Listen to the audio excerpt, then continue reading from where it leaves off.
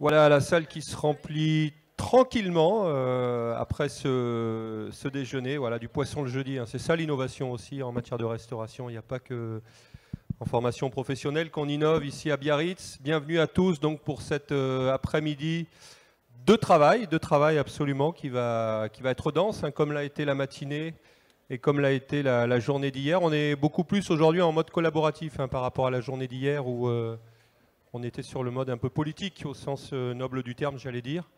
Cette fois-ci, bah voilà, il y aura peut-être un peu plus d'échanges, un petit peu plus de temps pour les uns et les autres.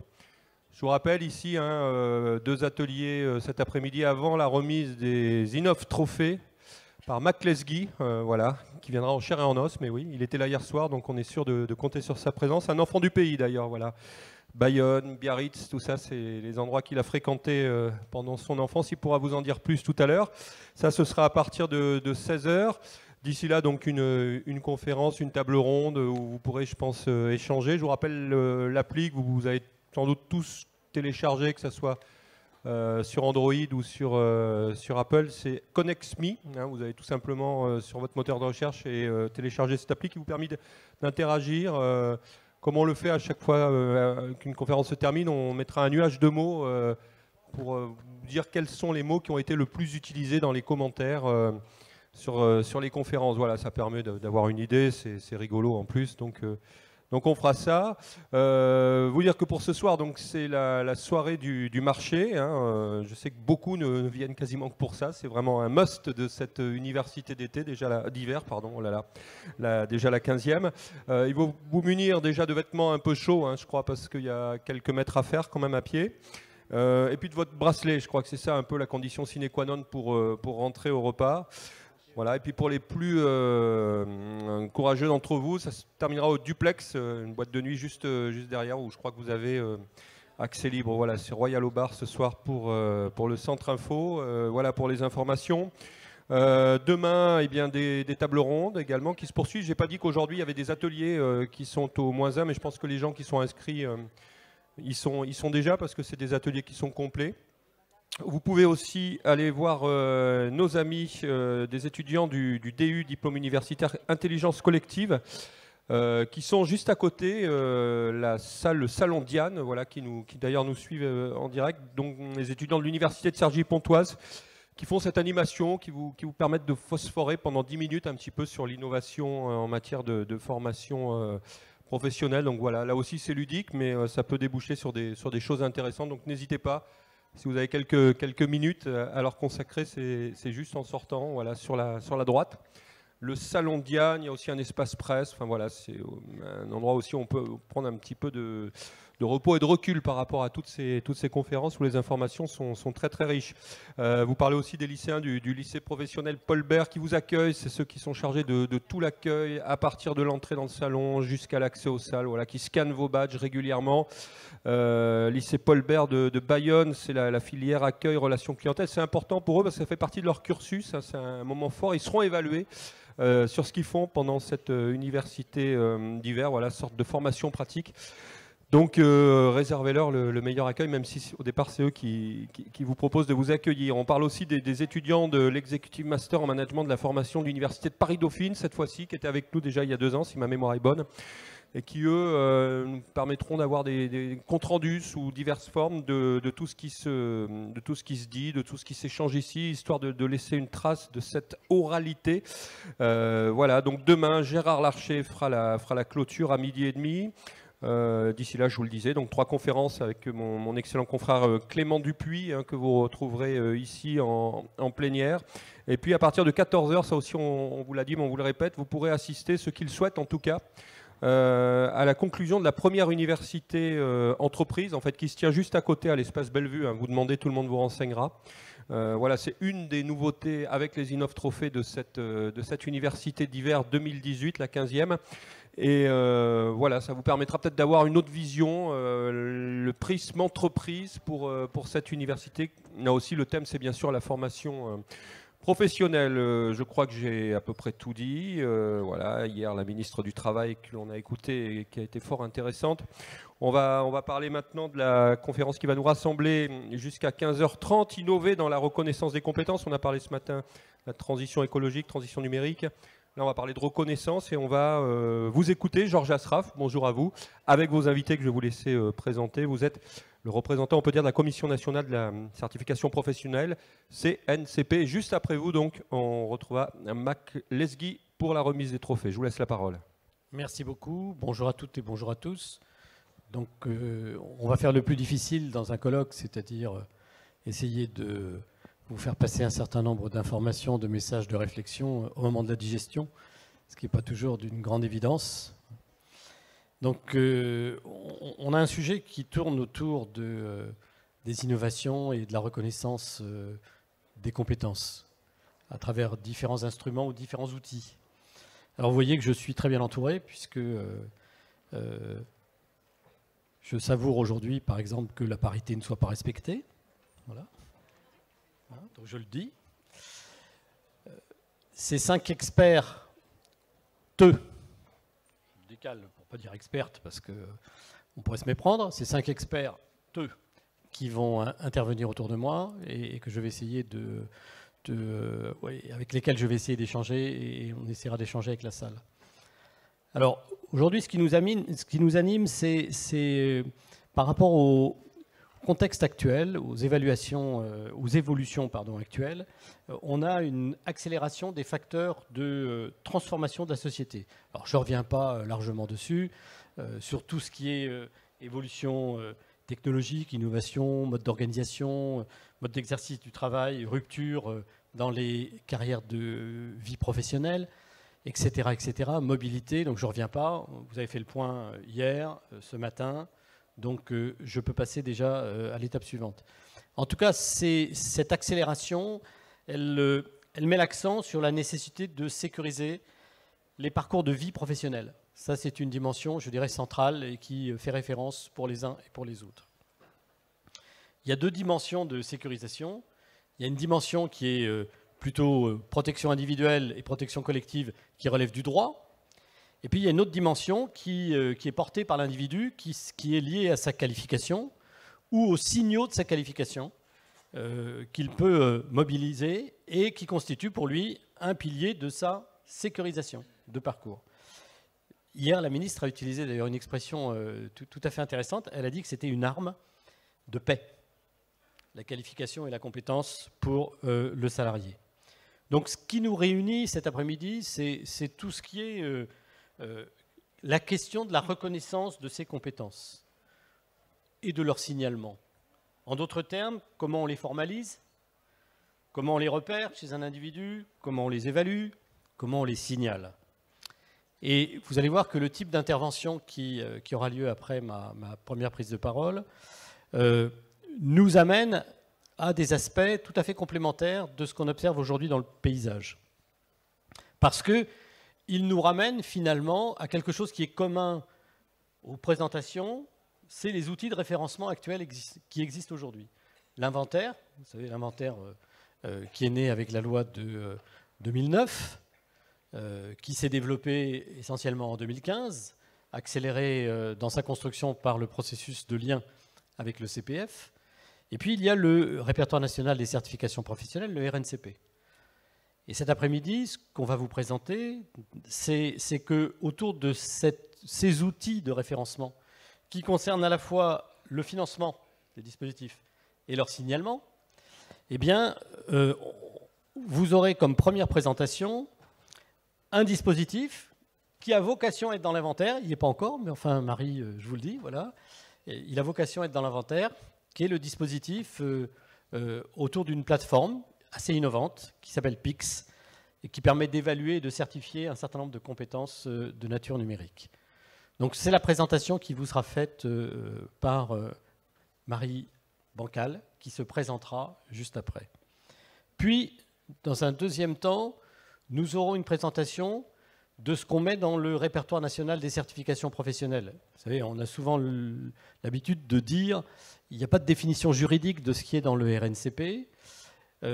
mais il y a des objets de certification. Et ces objets de certification, ils sont de 3 natures.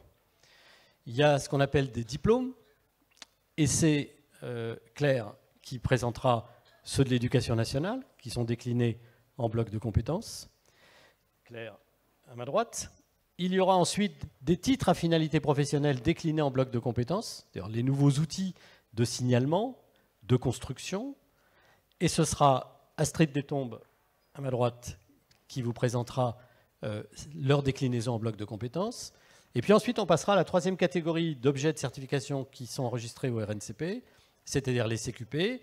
Et donc, c'est Karine Cesson-Gillot de l'ANFA, ou ENFA, ça dépend des prononciations, qui présentera leur déclinaison en blocs de compétences. À l'issue de ces présentations, on a souhaité avoir un regard à la fois distancié, celui du chercheur, mais en même temps, le regard au-delà de nos frontières. Et donc, Isabelle Huot, qui est universitaire à l'université de Lorraine, et qui est référente EPAL, et qui est chercheur autour des questions de certification et de VAE, nous dira un peu, par rapport à ce qui sera présenté, comment elle réagit avec ce regard au-delà de la frontière, et puis en même temps avec son regard d'enseignante-chercheur. Ensuite, on aura un débat, des échanges avec la salle, avec moi si j'éprouve le besoin de vous poser des questions. Je ne suis pas sûr parce que j'ai déjà tout compris, mais bon, mais c'est difficile. Mais en tout cas, on aura un échange, on essaiera de rendre cela interactif et de répondre à toutes les préoccupations que vous avez autour de ces nouvelles catégories d'objets qui renvoient à des compétences et qui, nécessairement, à un moment donné, doivent se retrouver signalés quelque part. Puisque, encore une fois, elle passe à la fois par un processus qui est un processus de financement et elle passe à la fois par un processus de signalisation. Donc, logiquement, dans ma présentation, je passe la parole à Marie Bancal, qui va nous présenter le dispositif PIX. Donc, je suis censé appuyer sur un bouton. Ce n'est pas celui-là.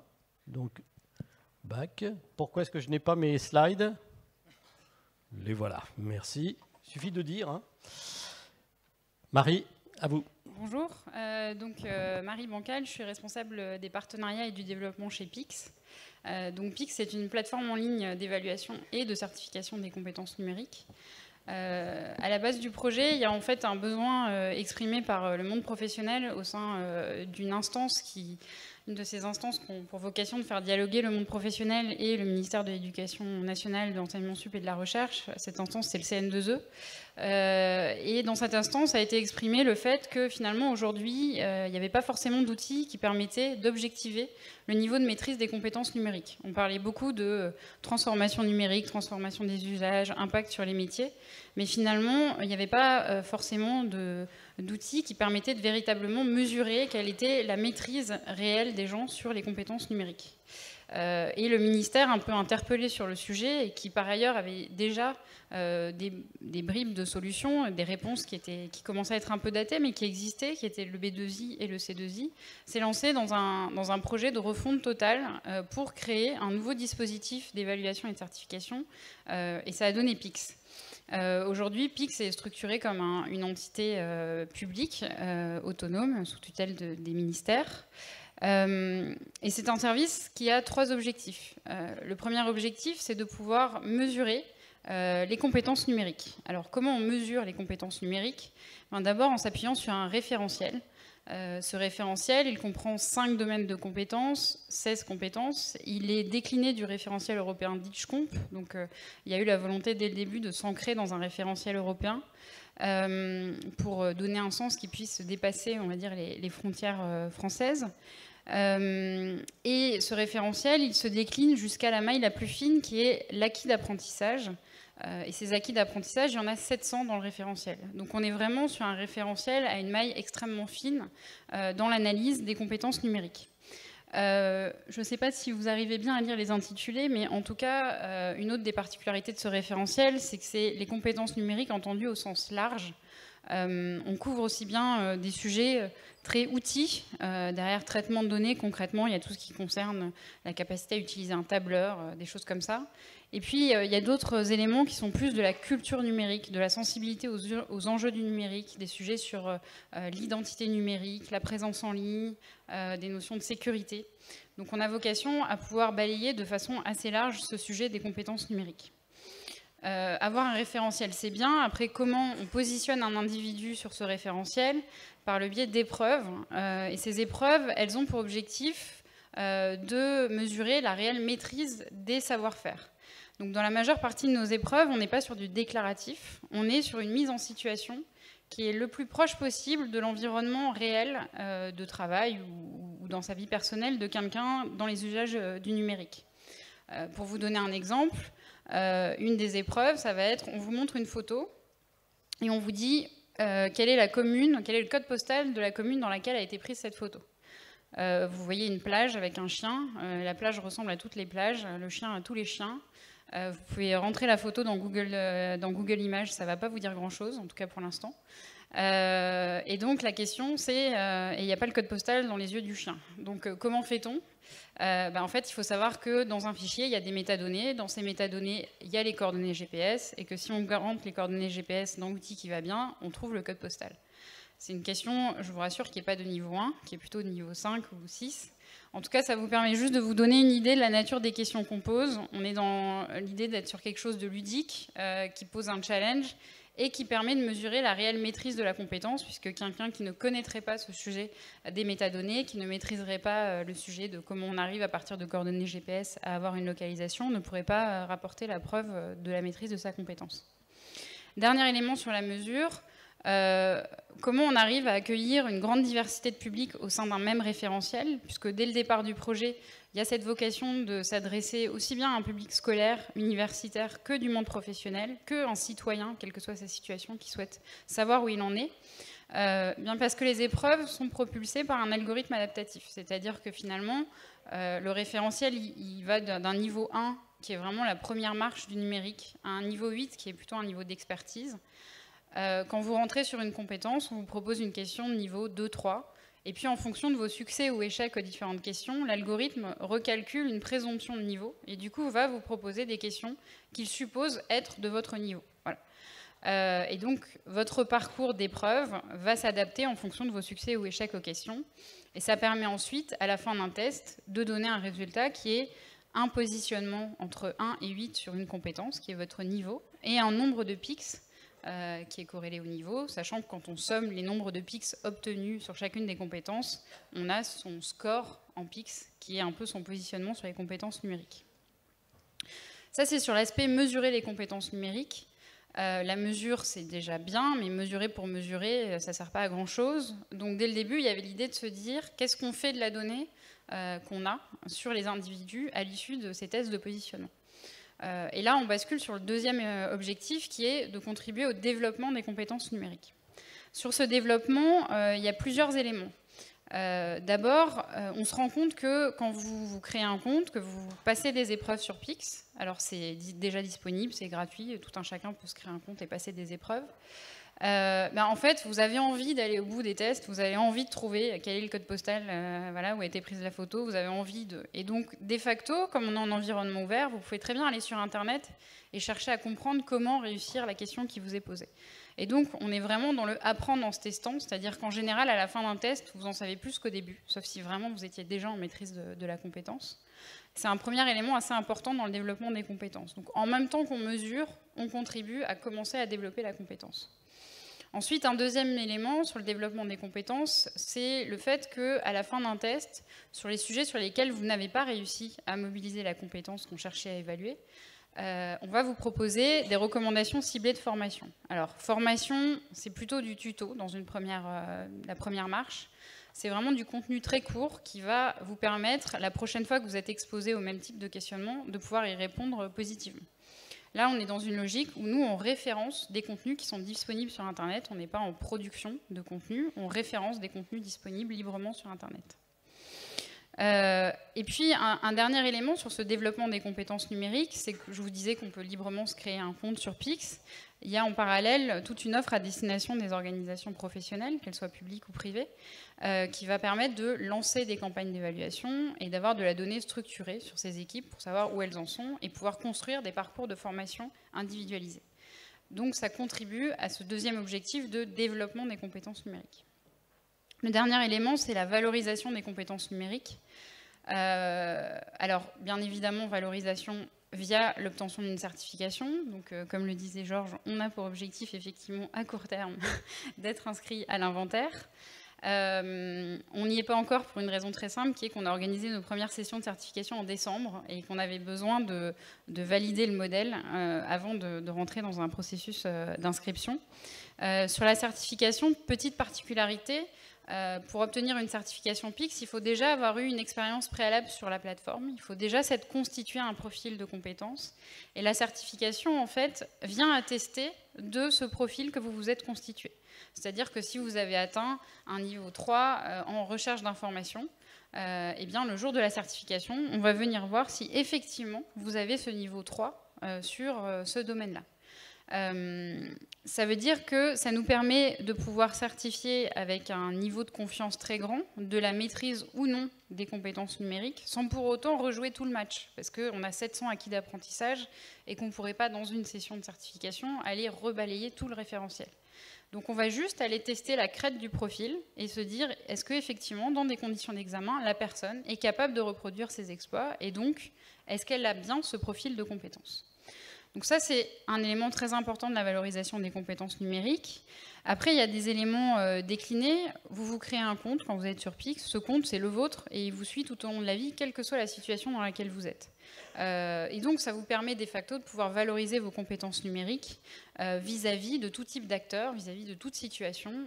Voilà, l'idée, c'est que ça soit quelque chose qui vous suit, vous, et qui ne soit pas attaché au cadre dans lequel vous avez réalisé cette création de compte. Et puis un autre élément, c'est qu'on va permettre la création de badges. Dans l'idée de Pix, nous, on crée un référentiel, on crée les outils qui permettent de venir balayer ce référentiel et de positionner des gens dans ce référentiel, mais on ne fixe pas un niveau d'attendu. C'est-à-dire qu'on ne fixe pas quel est le profil cible de compétences, quel est le socle de base, quel est le profil cible pour tel métier, etc. Par contre, on offre cette possibilité de pouvoir créer des profils cibles, des profils archétypaux de compétences numériques liées à des métiers, à des situations. Voilà. On travaille notamment avec l'AFPA sur ce sujet en se disant est-ce que ça ne serait pas intéressant de pouvoir créer des profils cibles de compétences numériques sur des métiers en tension, où du coup on serait capable de dire bah voilà, sur ce métier-là, le profil de compétences numériques attendu, il est celui-là. Et donc c'est intéressant dans cette optique de pouvoir, si vous atteignez ce profil, délivrer un badge qui a bien évidemment pas la même valeur que la certification, mais qui a un élément valorisable, intéressant pour la personne qui s'est positionnée sur Pix et qu'elle peut communiquer ensuite pour valoriser son profil. Donc voilà les trois objectifs de Pix. Je finirai avec quelques mots sur l'offre à destination du monde professionnel, avec deux éléments. D'abord, il y a l'idée de pouvoir offrir tout un tas de fonctionnalités à destination du monde professionnel qui visent à permettre de tracer ces profils cibles. Voilà, quels sont mes attendus en termes de compétences en fonction des métiers de mon organisation. À pouvoir lancer des campagnes d'évaluation auprès de ces équipes en choisissant les compétences sur lesquelles vous souhaitez pouvoir positionner des individus, et ensuite à pouvoir analyser une donnée consolidée qui est une donnée extrêmement riche puisque on a ces cases du référentiel qui sont colorées en maîtrisé ou non maîtrisé sur les 700 acquis pour chaque utilisateur. Donc ça, c'est une offre Pix Pro qui est vraiment qu'on conçoit d'ailleurs avec un certain nombre d'acteurs du monde professionnel pour répondre au mieux aux besoins. Et puis on s'est rendu compte que notre référentiel, il se veut transversal et donc il couvre probablement une grande partie des compétences numériques d'une organisation, mais il peut rester une part sectorielle qu'on ne couvre pas, parce que effectivement, quand on veut être transversal, on n'a pas forcément ni cette coloration, ni ces spécificités métiers, secteur, organisation. Et donc, on va offrir la possibilité, c'est ce qu'on appelle Pix Plus, bon, ça vaut ce que ça vaut comme nom, mais pour l'instant, c'est comme ça qu'on l'identifie, de créer des modules d'évaluation propres à un secteur ou à une organisation. On a commencé à travailler avec la gendarmerie nationale, donc ça me permet de vous donner un exemple concret. Les gendarmes, ils ont à leur disposition tout un tas d'outils dans le cadre de leurs enquêtes. eh bien c'est bien qu'ils sachent s'en servir de façon optimale, mais c'est bien aussi qu'ils sachent quelles sont les règles déontologiques associées à l'utilisation de ces outils. C'est pas parce qu'on peut tout savoir de quelqu'un qu'on a le droit de tout savoir de quelqu'un à tout moment. Voilà, donc on va offrir la possibilité de créer des modules d'évaluation spécifiques qui correspondraient aux besoins d'une branche ou d'une organisation. Voilà, donc c'est ça le projet PIX et la manière d'évaluer les compétences telles qu'on l'a envisagé sur les compétences numériques. Merci de cette présentation, Marie. Après, c'est très clair, hein. C'est une vraie innovation, à la fois sur l'outil, mais sur les objectifs et sur les contenus qui sont intégrés dans cet ensemble. Voilà. Alors maintenant, on va passer à une deuxième catégorie d'innovation qui découle de la loi de 2014, où on a considéré que les certifications professionnelles qui étaient enregistrées au RNCP pouvaient être déclinées en blocs de compétences. Et que ces blocs de compétences, au même titre que les certifications elles-mêmes, pouvaient être éligibles au CPF. Alors pourquoi la déclinaison en blocs de compétences? Parce que quand vous regardez une certification RNCP, en moyenne, c'est 400 à 600, voire 700 heures. Ça ne passe pas par les 150 heures du CPF. Donc une façon d'essayer de passer par le CPF, c'était de décliner ces certifications RNCP en blocs de compétences, avec l'idée que ces blocs peuvent être acquis indistinctement, à des moments différents, mais que leur agrégation, à un moment donné, était susceptible d'apporter une certification en tant que telle.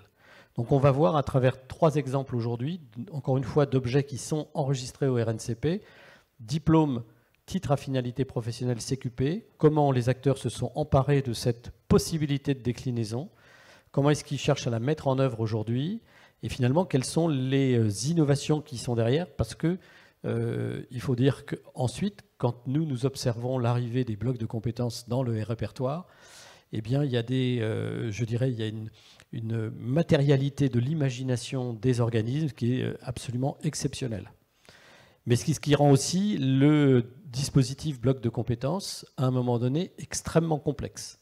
Mais comme on ne peut pas brider aujourd'hui l'imagination, on fera avec la complexité pendant un certain temps.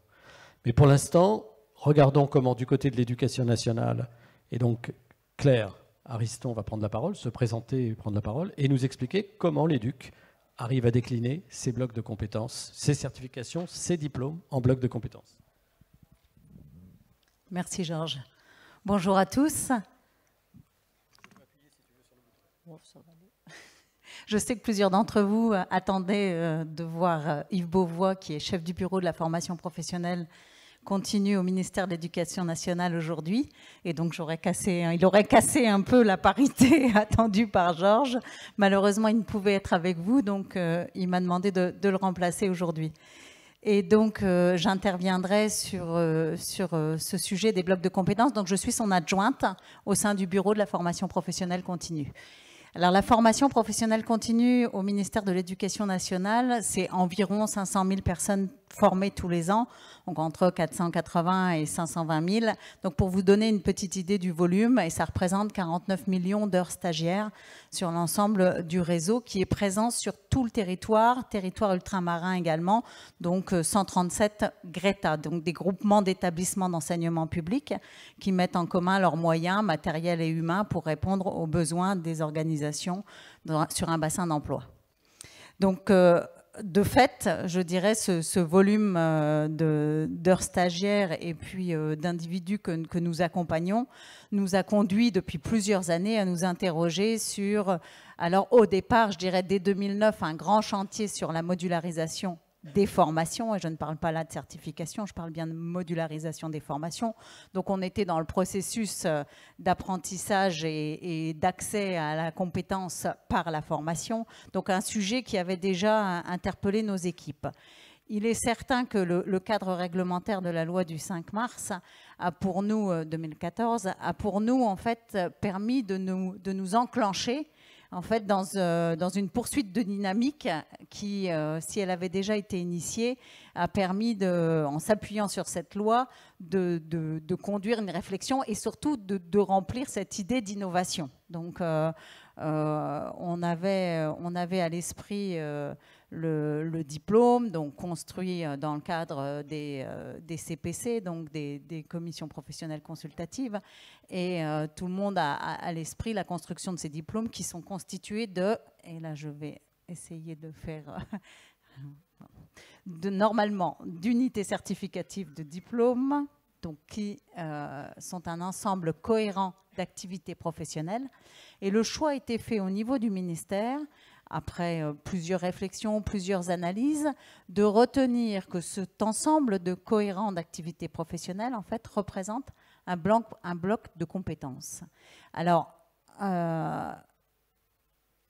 pour tous les diplômes, aujourd'hui, le principe est celui-ci. Donc, à un bloc de compétences correspond une unité certificative. Si on regarde l'obtention du bloc, on s'appuie donc sur une note qui serait supérieure ou égale à 10. Donc, toute personne ayant, dans le cadre de son parcours, obtenu une note supérieure ou égale à 10, se voit délivrer une attestation de bloc de compétences. Donc ça, pour nous, c'était une innovation. Et si je regarde la construction du diplôme professionnel, donc je vous le disais tout à l'heure, c'est un certain nombre d'unités certificatives du diplôme, et donc l'ensemble de ces unités certificatives va permettre à la personne, qu'elle soit en formation ou dans le cadre d'un parcours VAE, d'obtenir son diplôme professionnel. Mais certaines personnes n'auront suivi qu'une partie ou une seule unité. Et dans ce cadre-là, si leur note est supérieure à 10, donc elles recevront automatiquement une attestation de bloc de compétences. Donc, pour arriver à ça, vous vous doutez, on a travaillé aussi à l'interne sur nos systèmes d'information pour nous permettre en fait cette délivrance automatique d'attestation de blocs de compétences, en gardant à l'esprit un élément clé qui pour nous est fondateur aussi de cette innovation, c'est que l'objectif final, c'est l'obtention du diplôme. Pourquoi? Parce que ça reste pour l'éducation nationale un gage d'insertion professionnelle durable, et donc on a conservé en fait cet objectif de référence, donc l'obtention du diplôme. Ce qui signifie que tous nos stagiaires sont inscrits dans une démarche, dans un parcours de certification. Cette inscription au diplôme leur permet, dans le cadre de leur formation, donc par exemple dans le cadre d'un salarié qui bénéficierait de son CPF, d'obtenir un bloc de compétences. Bien sûr, s'il a obtenu la note supérieure ou égale à 10, bien sûr. Donc ça, c'est le choix du moins qui a été retenu. Toutefois, ça nécessitait deux évolutions importantes. Les blocs de compétences peuvent être des blocs de compétences professionnelles ou des blocs de compétences générales, des blocs de compétences transversales en fait. On va plutôt parler de compétences transversales. Je reviens sur les deux innovations qu'il a été nécessaire de mettre en place. Deux évolutions importantes. D'une part, la première, c'est la suppression des durées réglementaires de formation.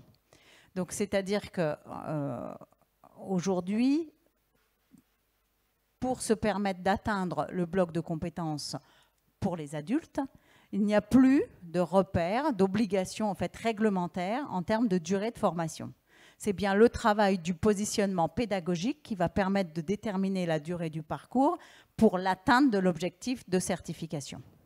Donc ça, c'était vraiment une innovation importante pour nous.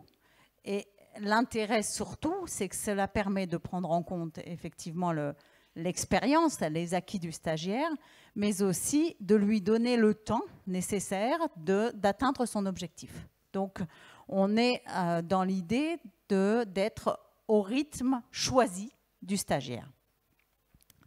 Et deuxième innovation importante, la suppression de la limitation des 5 ans. De fait, si on autorise le stagiaire à construire son parcours et si on l'accompagne pour qu'il construise son parcours en fonction de son appétence, de son temps disponible, de son possible dans le cadre à la fois du CPF et peut-être du plan de formation, il fallait que la durée en fait, de la validité de ces blocs ne soit plus limitée. Donc aujourd'hui, un stagiaire ou un bénéficiaire de bloc de compétences donc, acquiert son bloc de compétences pour toute la durée de la vie du diplôme. C'est-à-dire qu'on imagine un diplôme en rénovation, il va y avoir un travail d'équivalence d'unité, donc qui lui permettra de faire vivre, entre guillemets, son bloc de compétences plus longtemps. Mais tout au moins, pendant toute la durée de vie du diplôme, le salarié bénéficiait de son bloc de compétences. Je dis le salarié ou le demandeur d'emploi, disons le bénéficiaire du bloc de compétences.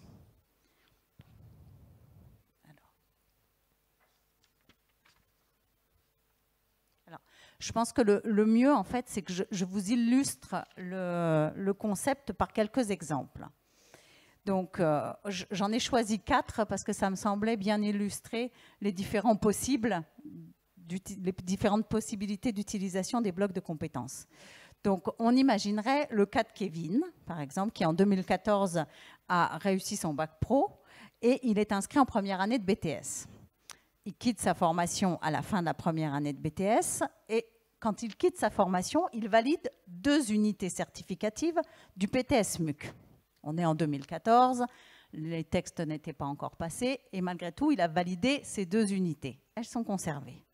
En 2016, donc 2 ans plus tard, il est demandeur d'emploi. Pôle emploi lui fait suivre une formation de 150 heures dans le domaine de la vente. Dans le cadre de sa formation de 150 heures, le GRETA, admettons que bien sûr qu'il est au GRETA, lui propose un autre bloc du BTS MUC, donc de préparer en fait ce bloc, un bloc complémentaire de son BTS MUC. Il obtient une note de 15, il reçoit une attestation de bloc à la fin de sa formation, mais en même temps qu'il reçoit l'attestation de bloc, il reçoit l'attestation des 2 unités certificatives qu'il avait validées en 2014, si bien qu'en fait, il a obtenu 3 unités de son BTS MUC. Et puis on est en 2017, alors en 2018, il souhaite obtenir la totalité de son BTS MUC, donc il signe un contrat de professionnalisation en alternance, et cette fois-ci, lors de l'examen, s'il le souhaite, il garde le bénéfice des notes qu'il a obtenues, c'est-à-dire son 15 sur 20 à l'unité qu'on a évoquée tout à l'heure. Avec ses notes supérieures à 10, Kevin obtient son BTS MUC. Donc voilà, pour illustrer un exemple de l'utilisation des blocs de compétences au ministère de l'Éducation nationale. On imagine un autre parcours, celui de Nadia, des cas qui peuvent aussi, que tout le monde rencontre. Nadia a quitté le système scolaire sans diplôme. Elle a eu 2 enfants et après la naissance de ces 2 enfants, elle décide de devenir assistante maternelle. Dans le cadre de la formation obligatoire des 120 heures des assistantes maternelles, elle passe une unité du CAP Petite Enfance. Elle a une note de 12, donc elle reçoit une attestation du bloc de compétences à la fin de sa formation. En 2019, après plusieurs années d'expérience, on prend l'exemple de 3, mais vous savez maintenant qu'avec la VAE, au bout de 12 mois, elle aurait pu commencer à demander une validation de son expérience professionnelle. Donc Nadia se présente en VAE pour valider son CAP Petite Enfance. Bien sûr, si elle le souhaite, elle conserve les notes de sa première unité acquise donc en 2016. Le jury lui valide l'ensemble des autres unités. Nadia reçoit son diplôme de CAP Petite Enfance. Donc, j'ai encore le droit à un exemple. Alors, je vais faire vite. Est-ce que je vous parle de Victor ou est-ce que je vous parle de Christina? Allez, on va parler de Victor. Donc Victor, il est titulaire d'un baccalauréat général et il a un projet dans le secteur de la restauration. Donc il est demandeur d'emploi et Pôle emploi lui propose de suivre un module de formation de 200 heures en cuisine. Dans le cadre de ces 200 heures, le GRETA propose à Victor de l'inscrire à 2 blocs de compétences du bac pro cuisine. à l'issue des épreuves, il obtient 2 notes supérieures à 10 et reçoit donc ses attestations de bloc de compétences. Ce qui est intéressant, c'est qu'il est inscrit dans le parcours, en fait, Bac Pro Cuisine. Donc, comme il a un bac d'enseignement général, il est dispensé des épreuves d'enseignement général. Un an plus tard, son emploi dans la restauration rapide, il mobilise son CPF pour suivre une nouvelle formation préparant à un bloc de compétences au Bac Pro. Malheureusement, il n'obtient que 9 sur 20, donc il n'a pas d'attestation de bloc. Toutefois, s'il finit son parcours dans les 5 ans, il pourra faire jouer la compensation des notes et donc utiliser les notes supérieures qu'il avait obtenues dans ses 2 premiers blocs de compétences.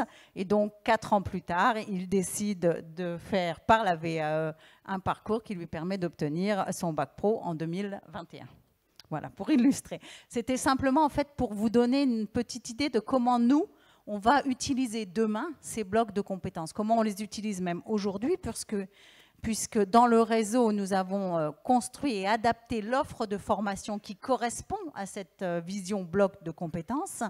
Et l'impact fort que cela a sur les GRETA, c'est surtout un très gros impact sur le conseil apporté aux stagiaires. C'est-à-dire qu'aujourd'hui, on a la possibilité de leur donner le choix sur les stratégies de certification qu'ils souhaitent mettre en place. Et c'est ça qui nous semble intéressant dans cette innovation. Merci Georges. Merci beaucoup Claire. Vous voyez donc, on fait voler beaucoup de cadres qui étaient rigides. On s'intéresse d'abord à l'individu et on essaie de construire un système qui va s'adapter finalement aux caractéristiques de l'individu en montée, en qualité et en compétences. CCI France, à peu près le même objectif, mais avec une combinatoire, avec une organisation, une architecture qui lui est particulière. Et ça, c'est aussi très important et très intéressant, Astrid, de nous montrer comment ça se passe à CCI France. Il faut appuyer sur le petit bouton vert. Alors oui, je ne vais pas projeter tout de suite. Je vais déjà vous faire un propos introductif. Donc, je suis en charge de l'ingénierie de certification pour les titres de CCI France qui sont déployés au niveau national dans les organisations, dans les organismes de formation des CCI, qui ce sont les CFA, les écoles de commerce ou des OF de formation donc professionnelle. Aujourd'hui, à CCI France, on a 22 titres inscrits au RNCP qui sont dans des secteurs très très variables que sont la vente, le commerce, mais aussi la logistique. On a créé une filière l'année dernière dans la fibre optique, l'informatique, donc on est sur des niveaux aussi de certification qui vont du niveau 5 au niveau 1. Voilà, donc ça c'est pour le cadre général. Alors aujourd'hui, j'ai donc une méthode que je vais vous présenter qui part du dossier RNCP, puisqu'en fait nous sommes donc sur des titres inscrits au RNCP. On est donc sur un exercice imposé en termes je dirais de rédaction. Hein. Donc on va partir d'un descriptif métier. On est toujours sur des référentiels qui partent de l'interview de personnes qui exercent le métier. C'est très important, puisque ça nourrit totalement la construction de ce que l'on va ensuite sortir en termes de référentiel. Donc, dans le descriptif métier, on aborde un niveau de responsabilité, on aborde un environnement dans l'exercice du métier, et ensuite, on décrit par grand domaine d'activité tout ce qui va ensuite préfigurer les blocs de compétences. Donc, ensuite, on décline ces blocs de compétences à l'intérieur duquel on a des activités. On a des compétences contextualisées. Il y a toujours la grande question de comment on rédige les compétences. Alors nous, on est très simple. Hein. On prend des verbes d'action et on les contextualise. On dit pour qui, avec qui, comment, à quelle fin. Et ensuite, on définit donc les modalités d'évaluation, les critères d'évaluation. Tout ce que je vous décris là, en fait, c'est le référentiel activité, compétences et certification du dossier RNCP dans ses composantes. Donc, une fois qu'on a décrit ce référentiel, on a toutes les informations pour aller vers la suite de tout ce qu'on veut décliner en termes d'outillage VAE, en termes d'outillage de programmes de formation et aussi en termes d'individualisation des parcours. Donc, je vais revenir rapidement sur l'outillage VAE parce que en fait, on exploite toutes les données qui sont sur ce référentiel. Et on les exploite à des strates différentes. Donc, l'outillage VAE, on a la rédaction du livret 1 dans lequel on pose des questions sur les activités déjà réalisées par le candidat lors de son vécu professionnel. Et ce sont les activités qui figurent, le questionnement repose sur les activités qui figurent dans le référentiel qu'on a déposé à la CNCP. Dans la rédaction du livret 2, on a les grilles du candidat qui reposent sur des blocs de compétences et donc les compétences déposées, ainsi que les grilles du jury qui sont composées, en plus donc des compétences, des critères d'évaluation qui figurent dans le référentiel. Donc ça, c'est le deuxième outil, ce sont les livrets, les outils VAE. Le troisième élément, c'est le référentiel de formation. Donc, dans le référentiel de formation, on intègre, alors dans le référentiel activité-compétences, on intègre des modules de formation qui doivent couvrir le champ complet des compétences que l'on a décrit dans le référentiel activité-compétences. Donc, on a donc des modules qui sont organisés à l'intérieur de blocs de compétences. Et pour répondre effectivement à la réforme de 2014, on a intégré une nouveauté, c'est que on a des volumes horaires qui sont différents selon si on s'adresse à du primo-apprenant, c'est-à-dire des personnes qui n'ont jamais travaillé en entreprise, ou si on s'adresse à des demandeurs d'emploi ou des salariés. Donc on a déjà une volumétrie de base des volumes horaires qui est à géométrie variable en fonction des profils. Ensuite, on a un autre point qui est important, qui est pour pouvoir, on va dire, valider de façon homogène sur l'ensemble des organismes de formation les compétences, on a des chartes qui sont organisées par blocs de compétences et qui reposent en fait sur des situations professionnelles et des grilles d'évaluation qui sont issues de ce qu'on a écrit dans le référentiel. Voilà. Donc là, à partir de là, on a trois outils qui nous permettent d'aller plus loin. Donc là, je vous présente mon schéma. Je ne l'ai pas présenté avant parce que on voit bien donc les quatre pavés. Hein. On a le dossier RNCP, les outils VAE, le référentiel de formation pour arriver au quatrième pavé qui sont les outils de positionnement. Donc les outils de positionnement, on sait bien hein, que c'est une demande, que ça va ressortir dans la réforme de la formation professionnelle. On va aller de plus en plus vers l'individualisation des parcours. Donc, pour cela, il faut qu'on repose sur tout ce qu'on a déjà nous préparé au niveau de notre ingénierie. Donc, on fait par module de formation. Donc, je rappelle, dans les modules, on est à l'intérieur des blocs de compétences. On a une formulation plus fine des compétences. On définit des modalités de questionnement. On définit des critères et des modalités d'évaluation. Et pour arriver, alors les modalités d'évaluation, ce n'est pas des notes, c'est du acquis non acquis. Et pour pouvoir organiser tout ça, donc on a des questions, et à minima 3 questions par compétence. Selon le résultat, donc ce sont des questionnaires qui sont en ligne, qui sont autocorrigés. Et selon les résultats, le candidat aura une exonération de temps de face à face sur la maille d'un module. Et on lui définit un parcours donc individualisé par bloc de compétences. Voilà, donc ce qui fait qu'en fonction des résultats, et on est toujours sur un questionnement sur la compétence, on pourra construire un parcours propre à chaque candidat. Donc soit on est dans un cas de figure où le candidat choisit, où il peut pas, il choisit donc le contexte de la validation des épreuves certificatives de bloc, donc selon la charte qu'on a rédigée et qui est je dirais en lien avec notre référentiel. Soit il a la possibilité, parce qu'il est en situation professionnelle, de pouvoir le faire, de retourner en entreprise et de construire un portefeuille de preuves dans une période de 3 à 6 mois après son parcours formatif. Et là, on est dans un outillage de la VAE, c'est-à-dire qu'on utilise la grille du livret 2 pour le candidat et pour le jury ensuite, concernant l'évaluation des preuves. Donc ça, c'est pour vous expliquer comment on peut capitaliser sur tous les outils que l'on a déjà créés en amont. Et donc ensuite, il se présente en jury et il a la possibilité donc, de certifier les blocs sur lesquels il s'est présenté. Donc nous, on est sur une option de capitalisation sur 5 ans pour valider un titre. Alors pourquoi on est sur 5 ans? Parce qu'on est donc sur des titres inscrits au RNCP et pour le moment le maximum qu'on puisse avoir en termes de renouvellement c'est 5 ans. Il faut savoir que lorsqu'on dépose un titre, qu'on le renouvelle, on réécrit complètement le référentiel à chaque fois. Donc ça veut dire que nos intitulés de blocs sont différents, ils n'ont pas forcément les mêmes contenus et que ça reste très compliqué. Alors bien sûr, ce qu'il a acquis, il l'a acquis pour la vie, ça c'est pas la question.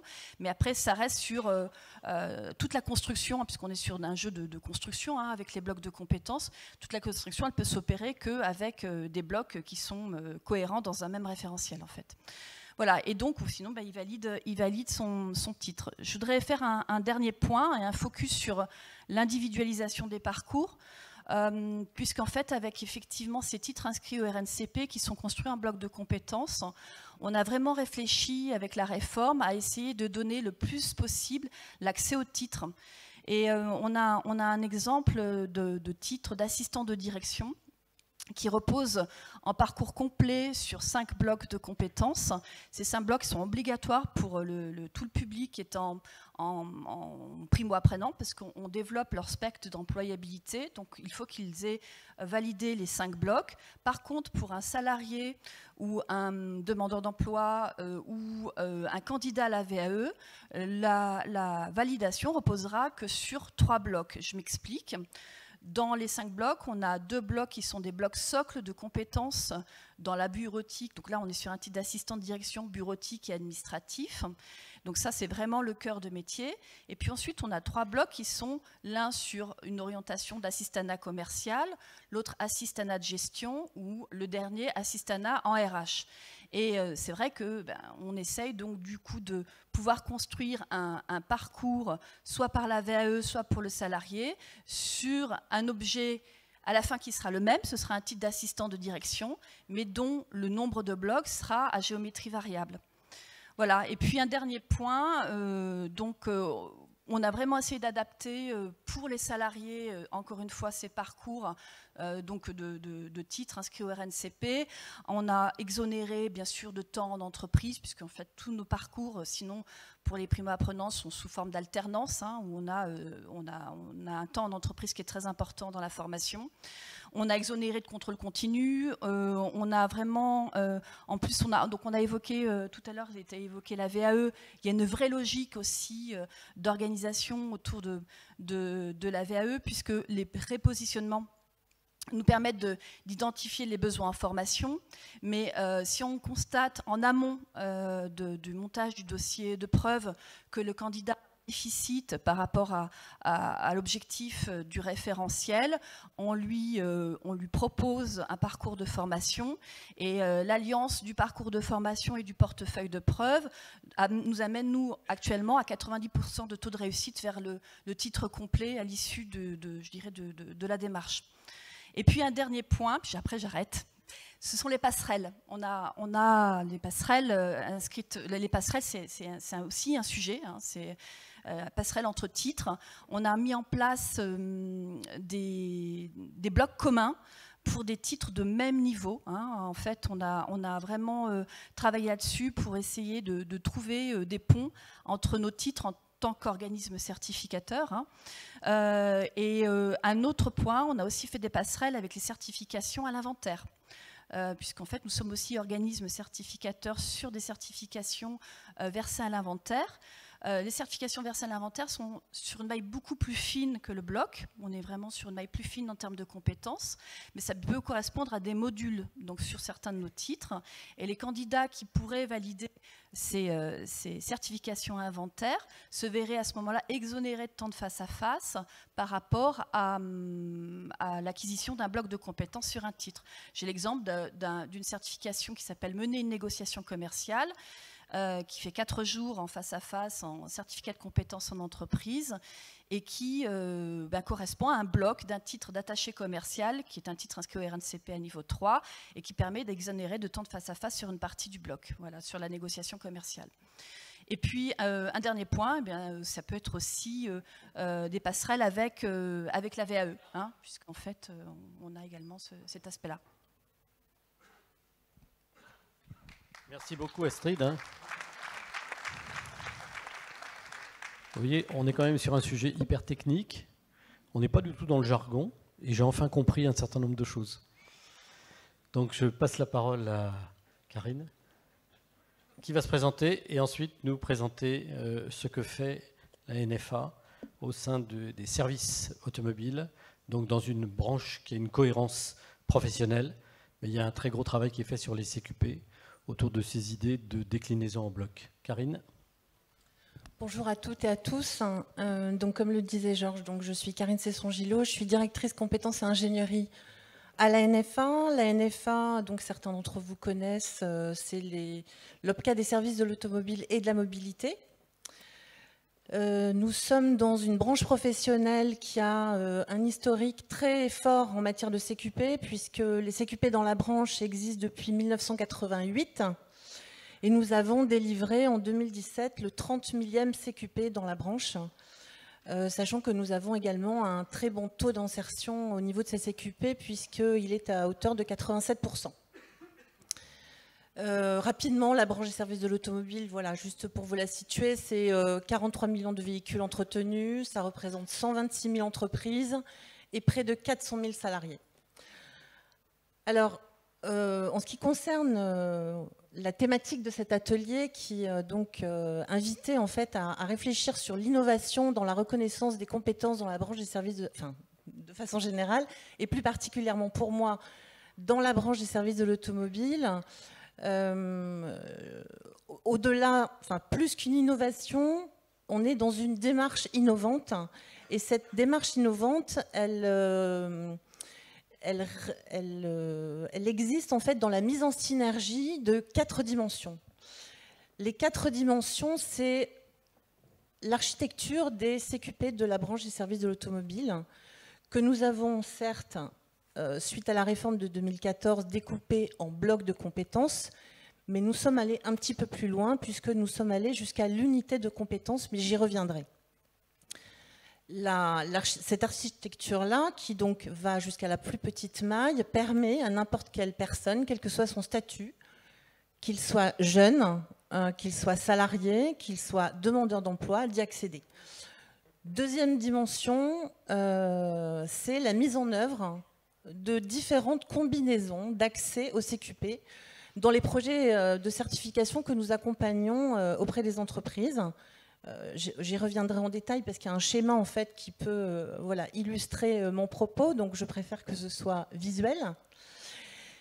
Troisième élément, c'est que les modalités et les outils d'évaluation vont donc être adaptés à chaque voie d'accès.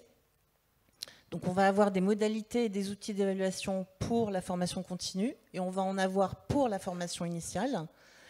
Et enfin, quatrième dimension donc, qui participe à cette mise en synergie d'une démarche d'innovation, c'est la lisibilité des parcours professionnels grâce aux outils paritaires.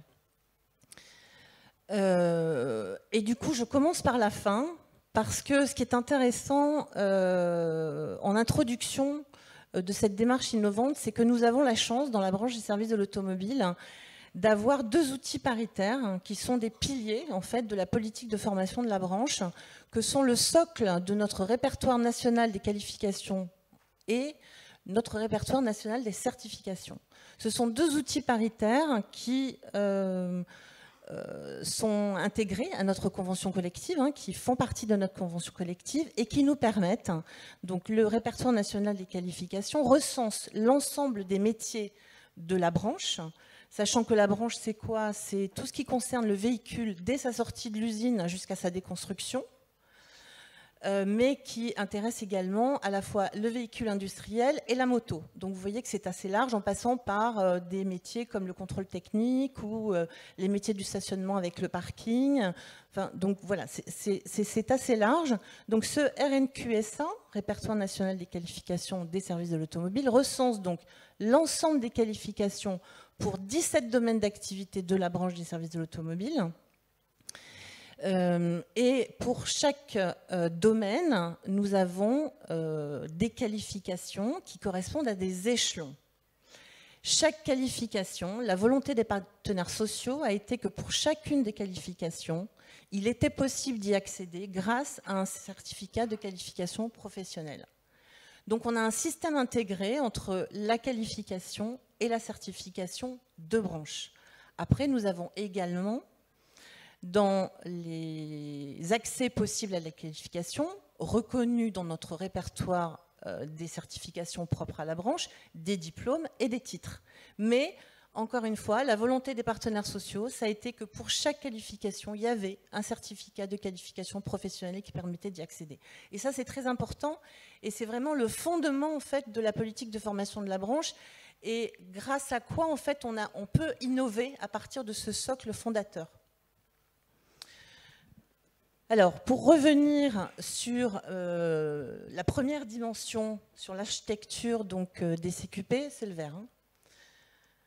Donc, un CQP, on l'a présenté aussi bien au niveau de l'éducation nationale qu'au niveau des titres, donc comme à la CCI ou dans l'éducation nationale, est constitué, donc, par exemple, de 3 blocs, à l'intérieur desquels nous avons identifié des unités de compétences et non pas des unités certificatives. Hein.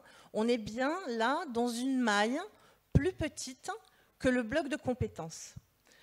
Pourquoi avons-nous été jusqu'à cette plus petite maille d'unités de compétences?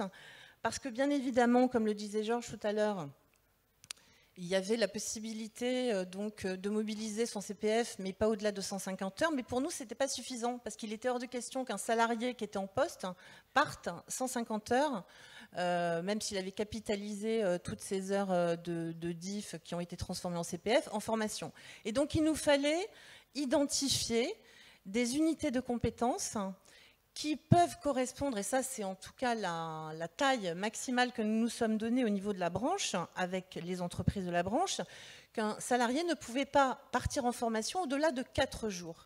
Et donc du coup, nos unités de compétences ne peuvent pas viser des compétences qui ne peuvent s'acquérir au-delà de 4 jours. Donc nos unités de compétences, ensuite, sont déclinées en objectifs de formation, et c'est des unités de compétences qui peuvent correspondre à 1, 2, 3, 4 maximum. Donc c'est la raison pour laquelle nous sommes descendus sur cette maille, si petite soit-elle. Bien évidemment, vous devez vous dire, mais voilà, déjà des blocs de compétences, on a découpé de façon partielle la certification. Là, on va encore plus loin. On découpe en unités de compétences, on ne va jamais arriver au CQP dans sa totalité. Et vous aurez raison. Donc en fait, on a cherché à combiner les modalités d'accès au CQP.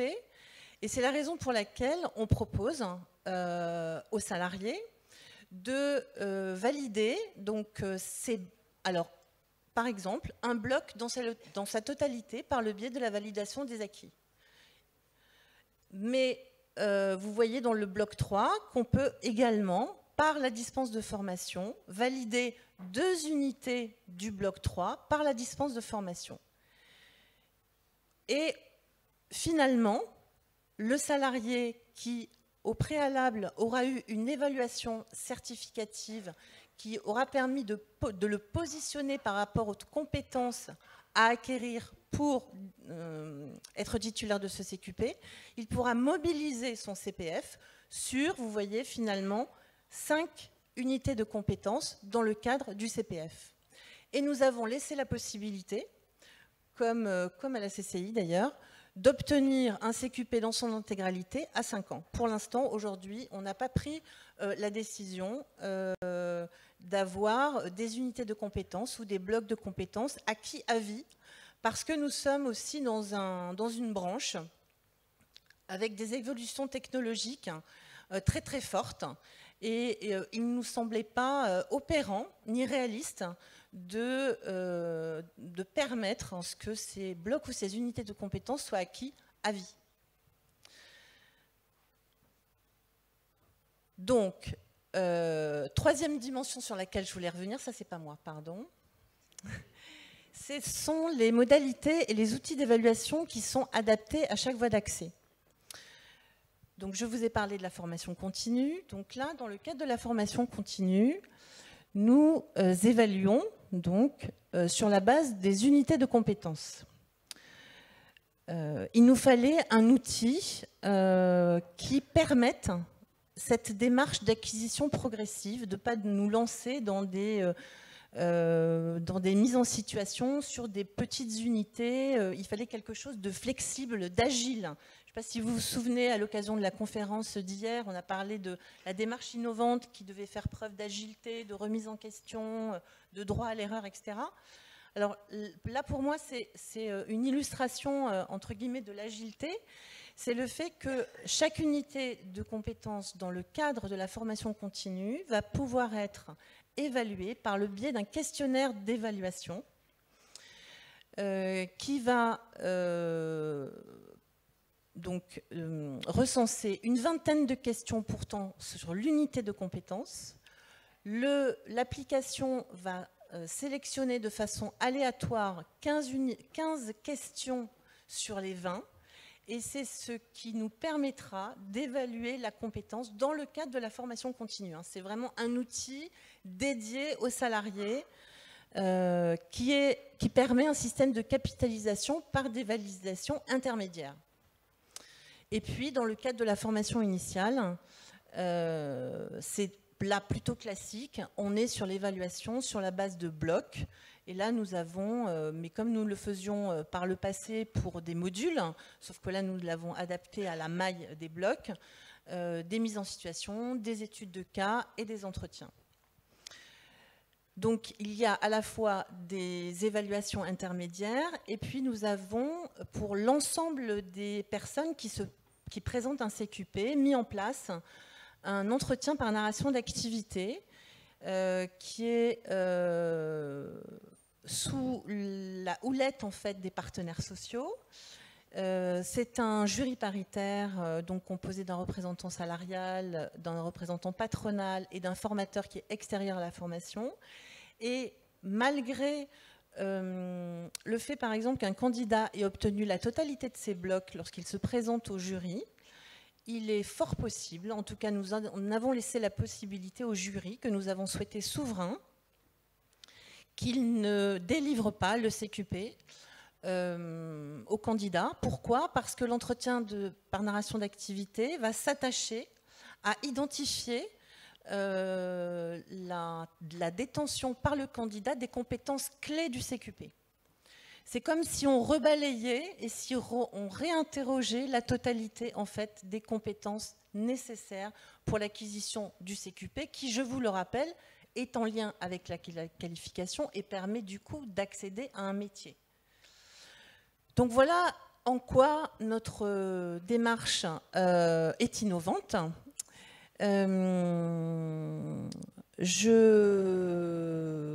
Non, mais je vais m'arrêter là, puis on va laisser la place aux questions et puis à notre experte d'EPAL.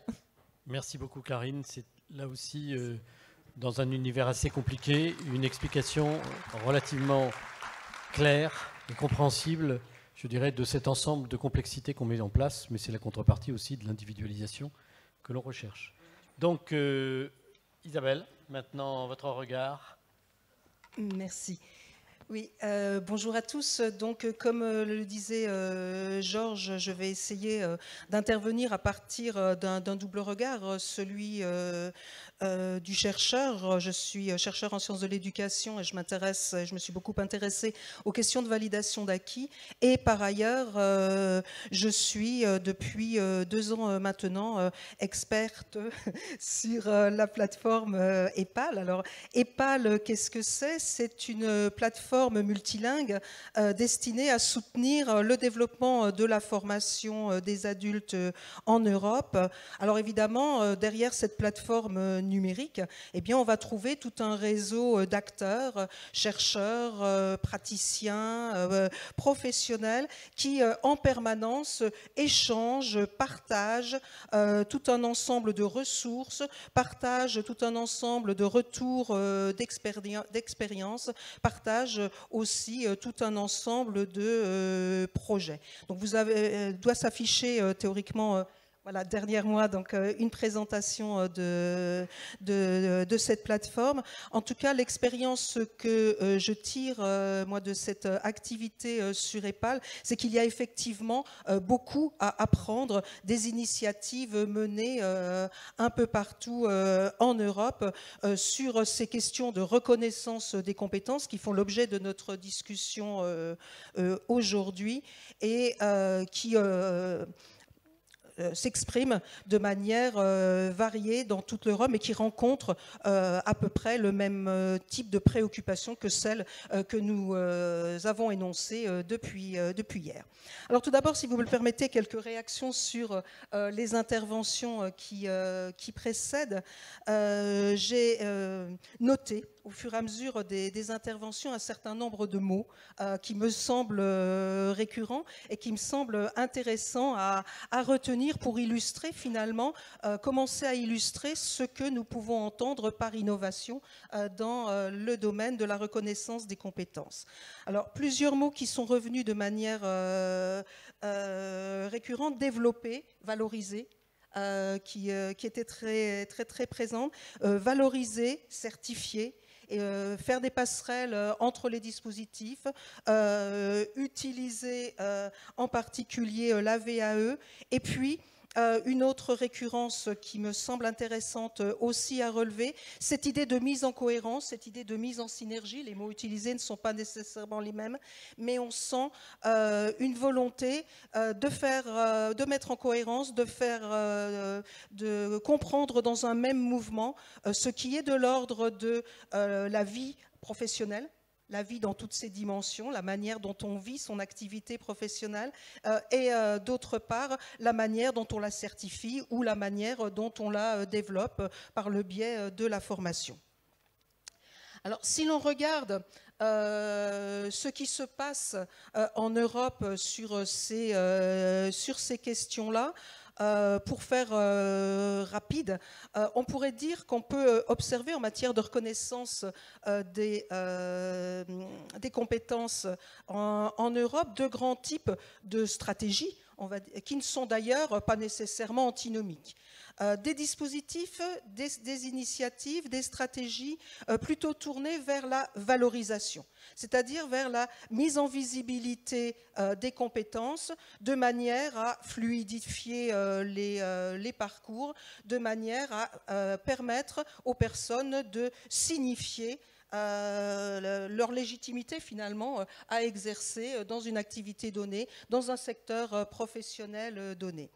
Des stratégies qui vont être tournées d'autre part plus sur la certification des compétences, c'est-à-dire fournir la preuve alors d'une maîtrise, d'un degré de maîtrise des compétences nécessaires à l'exercice d'un métier, des certifications destinées à fournir la preuve d'acquis d'apprentissage qui permettent par ailleurs d'exercer cette même compétence. Et pour moi, qui est dans un domaine qui m'est le plus familier, c'est-à-dire le domaine de la validation des acquis par expérience, je note qu'en Europe, on coexiste à la fois des dispositifs de reconnaissance et validation des acquis de l'expérience qu'on va trouver par exemple en Belgique, et puis des dispositifs de VAE tels que nous le connaissons en France depuis 2002 et que nous connaissons actuellement au Luxembourg, qui nous a emboîté le pas depuis 2009. Alors, pour continuer notre débat d'aujourd'hui qui porte sur l'innovation dans la reconnaissance des compétences, on pourrait se demander, à partir de ces différentes expériences qui ne datent pas d'hier, je veux dire, qui existent quand même maintenant depuis une dizaine d'années, à la fois en France et en Europe, finalement, qu'est-ce que ces expérimentations diverses dont certaines se sont instituées, nous ont apporté, en quoi elles nous ont permis d'innover, et quelles sont les perspectives qui s'ouvrent pour demain quand on jette un regard dans le rétroviseur et qu'on regarde ce que nous avons été capables de développer ici ou là. Alors, J'étais très attentive hier à un des intervenants qui nous disait mais innover, finalement, c'est quand on change la vie des gens. Je trouvais la formule intéressante et jolie. Et pour ma part, j'y ajouterai un élément.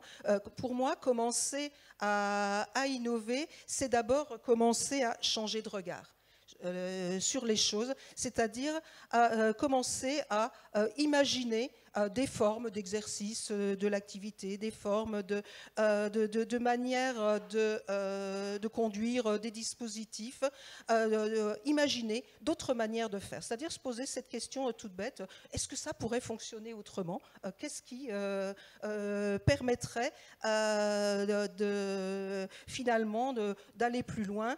Et souvent, notre premier réflexe est plutôt un réflexe, on va dire, un peu utopique, de dire voilà vers où on pourrait aller. Mais cette utopie, elle est nécessaire à l'innovation parce que finalement, elle nous permet de nous affranchir momentanément, dire des contraintes qui font qu'il y a toujours quelqu'un qui va nous dire non mais c'est pas possible, qui vont nous permettre de sortir de cette contrainte-là pour mieux ensuite, bien évidemment, réasseoir nos propositions dans un univers qui a effectivement, je veux dire, ces contraintes, ces dynamiques propres. Et ce changement de regard, je trouve qu'il est très très important et je trouve que les expériences européennes, quand elles se diffusent, quand elles essaiment, quand elles sont partagées, elles participent de ce changement de regard parce que nous, du coup, nous sommes amenés à métisser finalement nos regards sur les dispositifs. Mais ce changement de regard, ne nous y trompons pas, c'est du changement, c'est de l'innovation, mais c'est de l'innovation lente, c'est du changement, c'est pas de la révolution, c'est pas du changement immédiat, mais ce sont pour moi ce que j'appelle les ferments de l'innovation. Alors, quels sont ces ferments de l'innovation qui m'apparaissent au regard des dispositions, des dispositifs en matière de reconnaissance des compétences? Je vous en propose 3 à la discussion. Le premier ferment que j'identifierais, c'est, je crois, au travers des expérimentations qui ont été menées, la prise de conscience de la nécessité qui est la nôtre, ensemble des acteurs de la formation, de référentialiser les compétences de manière collective et à partir d'un langage commun.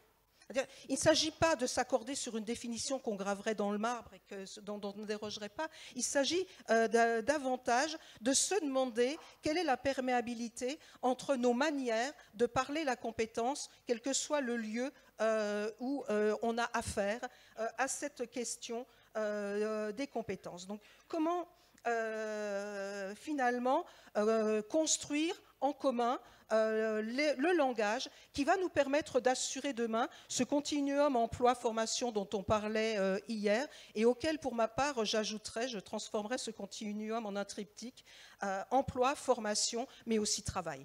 C'est-à-dire penser dans un même continuum ce qui relève de l'emploi, je veux dire du prescrit, de quoi nous avons besoin en matière d'emploi, de quelles compétences nous avons besoin, la formation, comment nous allons accompagner la formation de ces compétences, la formation que ce soit de manière formelle, non formelle, bien évidemment.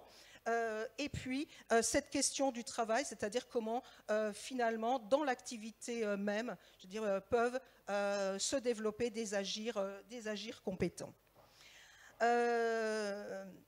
Deuxième ferment qui me semble important aussi à identifier, c'est ce que nous ont appris les dispositifs, notamment de validation des acquis de l'expérience, ou tous les dispositifs qui, plus largement, font appel à l'analyse de l'expérience, que ce soit dans le cadre, on parlait ce matin des formations en situation de travail, on a tout un ensemble de dispositions dans lequel un appel à l'expérience se fait.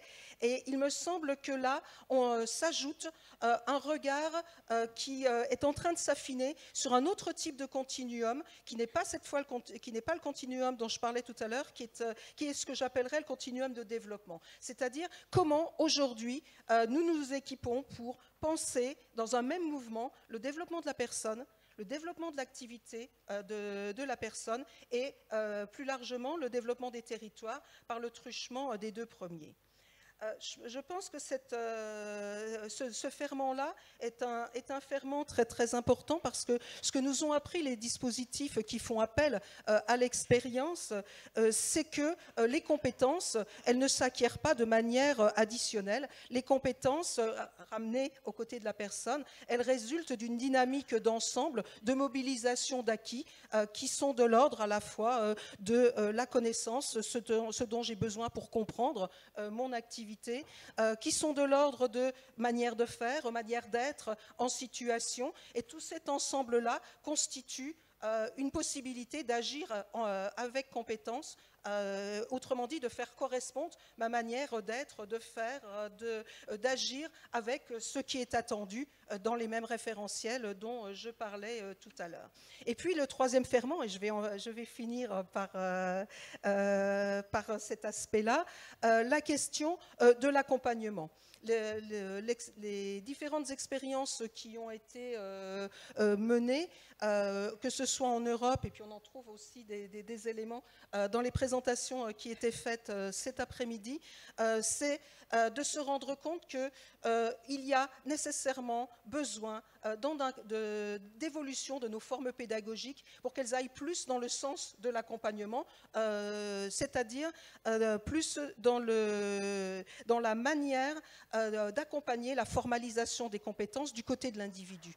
Moi, je suis frappée quand je lis les différents rapports sur la question des compétences de voir que l'ensemble des rapporteurs souvent indiquent la difficulté que nous rencontrons quand on est professionnel de la formation ou quand on est des RH, quand on est dans le monde du travail, de travailler cette question de la formalisation par les personnes de leurs propres compétences. Donc, et là, je crois qu'il y a des éléments à aller chercher du côté des pratiques d'accompagnement qui se sont très très largement développées en formation ces dernières années. Donc pour me résumer, et ce sera la conclusion, je vois que Georges me fait les gros yeux. Alors pour me résumer, de mon point de vue, innover dans la reconnaissance des compétences, je dirais c'est dans le même mouvement référentialiser ces compétences, c'est-à-dire dessiner un horizon dans lequel chacun puisse se projeter. C'est à la fois équiper les personnes de bagages, c'est-à-dire finalement et de bagages suffisants pour que les personnes puissent s'engager dans le chemin qui mène à ce but qu'elles se sont fixées. Et puis le troisième élément, c'est un peu baliser le chemin, et c'est le rôle des dispositifs, c'est-à-dire créer les conditions, donner les ressources pour que ce chemin il soit facile, facilitant pour l'ensemble des personnes qui vont s'engager, et surtout qui permettent de ne pas laisser un certain nombre de personnes sur le bord du chemin parce qu'elles ne seraient pas en capacité de voir de la même manière que les autres l'horizon tel qu'il est décrit. Je vous remercie. Merci Isabelle. Après cet exposé extrêmement intéressant qui nous ouvre aussi de nouveaux horizons par rapport à tout ce qui a été présenté précédemment. Alors là, je ne vais pas poser des questions aux interlocutrices autour de moi, mais et je ne vais pas les interpeller sur leur présentation. Je préfère, compte tenu du temps qui nous reste, donner la parole à la salle. Voilà, et puis je ferai, non pas une conclusion, mais juste une remarque personnelle. Après, donc, qui veut ouvrir le bal en posant des questions? Voilà, il y a des gens qui ne dorment pas dans la salle, c'est bien, merci. Vous vous présentez? Oui, tout à fait. Annick Vandael du groupe Cadre en Mission. Moi, je m'interrogeais par rapport à toutes les certifications existantes au RNCP, tous les titres actuels, je crois qu'il y en a un grand nombre, surtout dans ce domaine que je connais bien, qui est le domaine RH. Comment allez-vous, quelque part, les revisiter ou les réévaluer par rapport à leur présentation en termes de blocs de compétences? Donc la question est adressée à moi, finalement. Si je comprends bien. Bien. Donc je vais répondre assez rapidement parce que je ne voudrais pas prendre tout le temps de parole. La question des blocs de compétences, elle se pose aujourd'hui en termes d'initiative individuelle. C'est-à-dire chaque organisme de certification qui a déposé une certification référencée va nous proposer un découpage en blocs. Il va être examiné. D'ailleurs, les experts, eux, qui sont à l'examen de ce découpage en bloc ou de cette déclinaison en bloc, vont travailler dessus. Et vérifie si on est bien dans un cahier des charges de certification, identifier, évaluer, signaler, pour aller vite, et non pas dans une logique de formation découpée. Alors, la question que vous soulevez, c'est l'étape suivante, c'est-à-dire que sous quelles conditions la révision de l'ensemble des certifications, en particulier de tout ce qui tourne autour de la gestion des ressources humaines, est de nature, cette révision, à produire deux choses, un peu de simplification en termes de lisibilité et des blocs passerelles qui peuvent être mobilisés dans le cadre de l'une ou des autres certifications pour obtenir un jour, à l'issue d'un parcours agrégé, une certification. Sous quelles conditions ? La condition, c'est de modifier aujourd'hui pour la CNCP les outils réglementaires qu'elle n'a pas. Donc aujourd'hui, on peut toujours, dans un premier temps, amener les organismes à rentrer dans le schéma des blocs de compétences, mais on n'est pas en mesure de les obliger à construire des passerelles. On a fait des exercices précédents, on a fait un rapport, on a obligé un certain nombre d'organismes à un certain moment de travailler ensemble et de produire ensemble un certain nombre de certifications. J'ai par exemple en tête un diplôme d'université de formateur où on a amené les universités à ne pas déposer le même 7 fois, 8 fois, mais n'en déposer qu'un avec 7 certificateurs. Donc quand on voit ce type de certification qui s'inscrit dans le paysage du répertoire et qui nécessite à un moment donné qu'on puisse rapprocher les certifications, sans outil réglementaire, ce n'est pas possible. Avec un outil réglementaire, peut-être qu'on sera amené à ce moment-là à demander aux organismes, dans le cadre de la révision de leur certification, de se rapprocher des autres établissements et au moins de construire 1, 2, 3 blocs communs. Voilà. Juste encore une remarque, et je donne la parole ensuite, c'est que le nombre de certifications, je voudrais aussi écarter souvent un nombre qui nous est jeté en pâture comme ça, qui est le nombre de 15 000 certifications en RNCP. Il faut savoir qu'aujourd'hui, il y a un peu plus de 10 000 certifications actives au RNCP, qu'il y a sur demande environ 2000 certifications, qu'il y a environ 450 à 480 CQP, et que les autres, c'est-à-dire 73% des certifications, sont des certifications publiques, avec une particularité, c'est qu'elles relèvent pour l'essentiel de l'enseignement supérieur, mais qu'avec la réforme de 2013 lancée par Mme Fioraso sur l'identification des diplômes de l'enseignement supérieur, non plus sous l'angle de la spécialité qui nous donnait par exemple plus de 7000 masters, mais sous l'angle de la mention, on en aura 200 au lieu de 7000. De la même manière, au lieu d'avoir 1800 ou 2000 licences professionnelles, on en aura une quarantaine, comme des licences générales. Donc on a non pas un appauvrissement des certifications, mais on aura une simplification de lecture pour rentrer au moins déjà dans un premier objet de certification que l'on recherche. Ensuite, on verra selon le parcours proposé par chaque université, selon le parcours type, selon l'organisation. Mais là aussi, on est dans des logiques de simplification. Et pour moi, plus on ira vers des logiques d'individualisation, et pour moi, plus on ira loin dans l'individualisation, plus le cheminement sera complexe. C'est pour ça qu'il nécessitera d'être accompagné tout le temps. Autre question ? Oui. Monsieur, oui. Vous pouvez vous présenter, Monsieur Pétel, s'il vous plaît. Francis Pétel, CPME. Juste pour rebondir 2 secondes sur ce qui vient d'être débattu, c'est-à-dire sur la multiplicité des certifications, nous qui effectivement travaillons au sein des PME tous les jours, on pense que la multiplicité des enseignes n'a jamais posé de véritables problèmes pour quelque part la qualité des prestations qui pouvaient être développées. Donc nous ne sommes pas pour la constitution d'énormes ensembles nous croyons que small is beautiful et que la compétition, même le cas échéant, peut être utile. C'est pas le point qui m'interpellait. C'était en liaison avec votre question. C'était celle concernant les blocs de compétences. On vient de voir et remarquablement bien présenté 4 exemples pris dans 4 univers extrêmement différents qui, moi, m'interpellent par rapport à des interrogations pressantes que nous avons à l'heure actuelle, de dire il faudrait que tous les blocs de compétences de tous les diplômes, à partir du moment où ils se ressemblent, soient communs à tous les certificateurs. Et la question que je me pose, et là je la pose aux 4 experts qui sont autour de cette table, c'est est-ce que vous vous sentez capable très rapidement de pouvoir rendre commun, alors qu'on est côté dans une branche, de l'autre côté on est plus sur des formations professionnelles interpro, et de l'autre côté on est beaucoup plus sur de la formation initiale, même si elle effectivement sont des diplômes qui sont développés au titre de la formation continue. Est-ce que vous voyez demain avoir sans grande difficulté des tas de blocs de compétences en commun?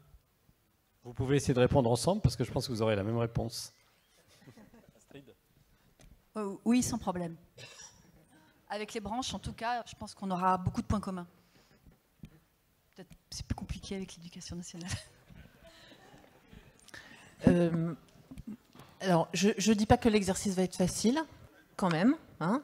C'est un grand chantier, mais je crois que c'est absolument indispensable si on veut créer des passerelles entre les certifications et simplifier le système global de certification. Enfin, donc on y est. Il faut y aller et il faut avoir un langage commun, partagé. Mais voilà, ça ne se fera pas en un claquement de doigts, c'est sûr.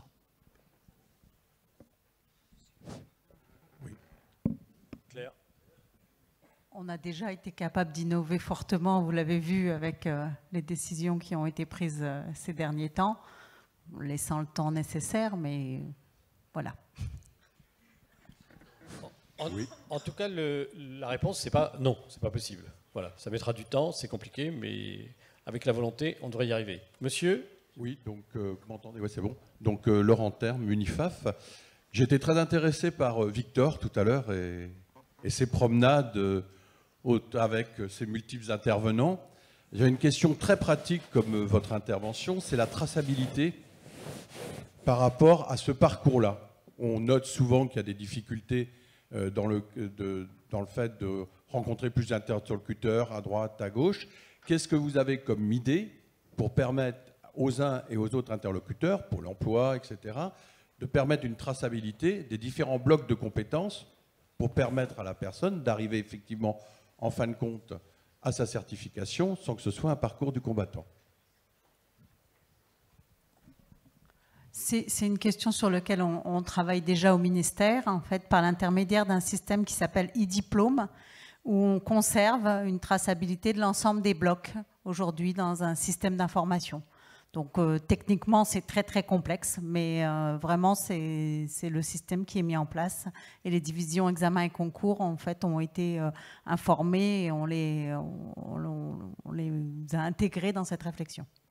Et juste complémentaire, ça sera pas unique, ça peut pas être uniquement pour éducation nationale. Non, mais c'est pour ça que d'autres certificateurs aussi pour le moment. Tout à fait, mais on est dans la même situation. On a un système de base de données dans lequel on conserve toutes les informations de nos certifiés en validation de bloc, en titre, tout est conservé.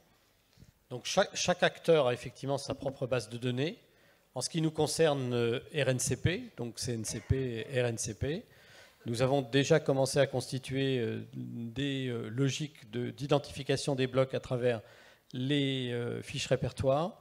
Demain, c'est-à-dire dans quelques mois, parce qu'avant la fin du premier semestre, notre système d'information aura évolué et il permettra d'identifier les blocs et de faire passer ces blocs après dans le CPF, à travers le système d'information. C'est-à-dire qu'on aura une déclinaison qu'on n'a pas encore aujourd'hui.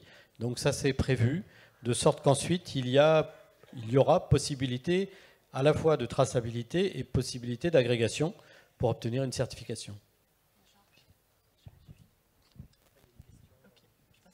Non, juste un complément par rapport à la traçabilité donc, au niveau des CQP.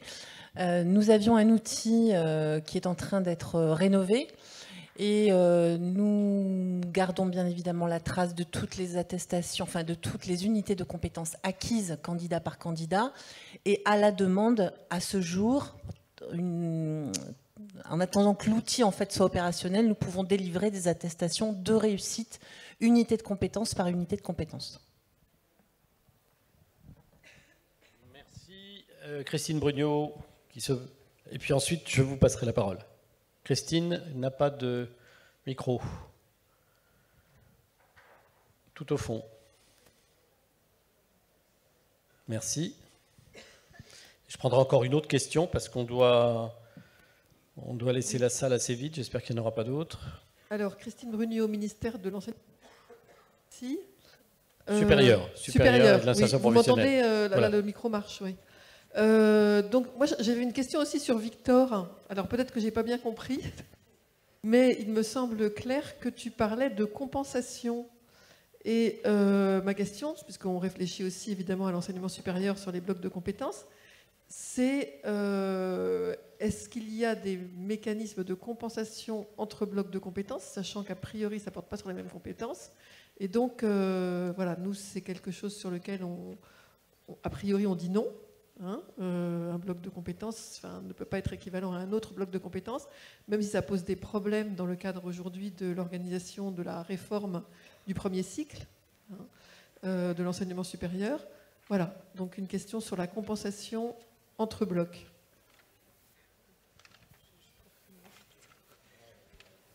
Je prends la question suivante et Claire réfléchit à la réponse qu'elle va retrouver dans ses notes. Madame, allez-y. Et je garde en mémoire la question de Christine Brugnot. Bonjour, Corinne Macquart, Réseau national des CIBC. Moi, j'ai une question technique concernant le dispositif PIX. Je voulais juste savoir si la certification se fait via un jury ou si c'est instantanément en fait avec les exercices numériques. Marie. Alors pour l'instant, les premières sessions de certification, on était encore en rodage. Il y a deux aspects. D'abord, on est autorité de certification et donc effectivement, c'est PIX qui a la responsabilité de délivrance de la certification puisqu'on a été créé par l'État pour ce faire. Après, effectivement, il y a tout un volet automatique puisqu'il y a un algorithme de certification qui vient proposer un jeu d'épreuves. Le candidat se logue sur une session de certification et à l'issue, on a les données qui permettent de dire si oui ou non ça va à la certification. On s'est rendu compte lors des premières sessions qu'il pouvait y avoir un certain nombre d'événements d'ordre technique ou humain qui pouvaient nécessiter l'intervention d'un jury. Et donc on va mettre en place un jury. Donc effectivement c'est largement automatisé dans l'évaluation, mais on prévoira l'intervention d'un jury qui sera l'autorité de délivrance. Merci Marie. Je redonne le micro et la parole à Claire. Oui, c'est une dispense en fait sur les épreuves d'enseignement général parce que Victor est titulaire d'un baccalauréat d'enseignement général. Mais effectivement, il n'y a pas de dispense par rapport au bloc en fait. Il y aura une démarche VAE ou une obtention du bloc par l'intermédiaire de l'examen. Ce qui rassure sans doute Christine. Il y a une question derrière Christine Brugnot. Vous avez une question encore ou pas ? Non, il n'y a pas d'autres questions. Peut-être en rester là, Georges. Bon, je vais donc juste dire une chose pour ma part. Hein. D'abord, vraiment remercier les expertes qui sont autour de moi parce qu'elles ont été remarquables pour des choses très compliquées. Elles nous ont expliqué vraiment avec grande clarté et précision dans un temps qui était très restreint. Elles avaient 12 minutes chacune. C'est parfait. Donc merci infiniment et bravo à vous. Et puis juste pour moi une conclusion. Je ne conclurai pas le débat, je ne reviendrai pas dessus. Mais pour moi, il y a une énorme innovation qui concerne aujourd'hui à la fois les discours qu'on a entendus. L'objet d'aujourd'hui, c'est que on était, souvenez-vous, pour certains qui ont peut-être pas encore mon âge, mais souvenez-vous qu'il y a 10 ans, on parlait offre de formation dans des systèmes qui étaient rigides. Aujourd'hui, on parle de compétences dans des systèmes où l'offre de formation doit s'adapter à l'individu. Et donc, on est dans un renversement de période en termes de paradigme considérable. Et l'innovation, elle est aussi là dans le process. Merci. Merci Georges Asraf.